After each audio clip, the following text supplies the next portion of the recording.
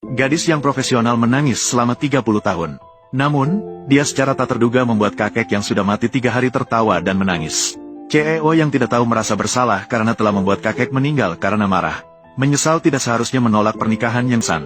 Saat itu, cucu baru menyadari bahwa kakek berpura-pura mati untuk memaksanya menikah. Dia tidak menyangka bahwa kakek bahkan memilihkan istri untuknya di tempat kejadian. Melihat gadis yang diundang untuk menangis dengan bayaran 10.000, ternyata dia menangis lebih parah dibandingkan ketika kakeknya sendiri meninggal. Segera meminta CEO untuk menikahi gadis yang tulus ini. Memiliki cucu menantu seperti itu, bahkan jika dia mati di tempat, itu akan jadi akhir yang baik. Namun, gadis itu tidak menyadari bahwa tangisannya menciptakan seorang suami CEO.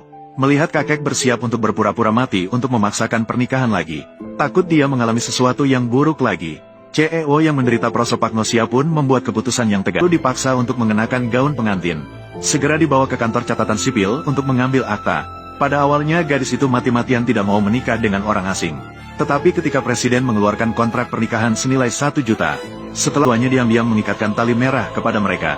Begitu, dua orang yang tidak bisa melihat wajah satu sama lain.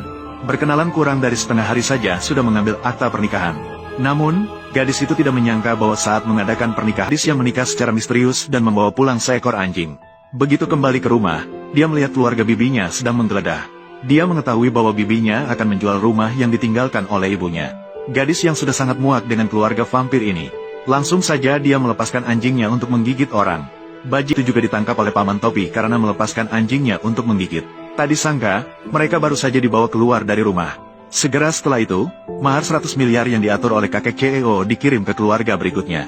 Dan orang yang mengirim mahar itu salah mengira sepupunya sebagai istri. Menghadapi kekayaan yang begitu melimpah, ibu dan anak yang licik itu tentu tidak akan melewatkan kesempatan. Maka mereka berpura-pura menjadi istri CEO untuk menikmati kehidupan mewah. Setahun kemudian, CEO kembali ke tanah air. Sementara itu, gadis itu sudah minum alkohol bersama anjingnya lebih awal. Merayakan kompensasi perceraian sebesar 1 miliar. Namun ketika dia terbangun dari hangover, dia terkejut menemukan sertifikat perceraian miliknya telah sobek tak berbentuk oleh anjingnya. Bahkan wajah CEO pun tak bisa dikenali. Keesokan harinya, gadis itu dengan gelisah menunggu perceraian CEO di kantor catatan sipil. Namun, dia malah menemukan bahwa anjingnya hilang.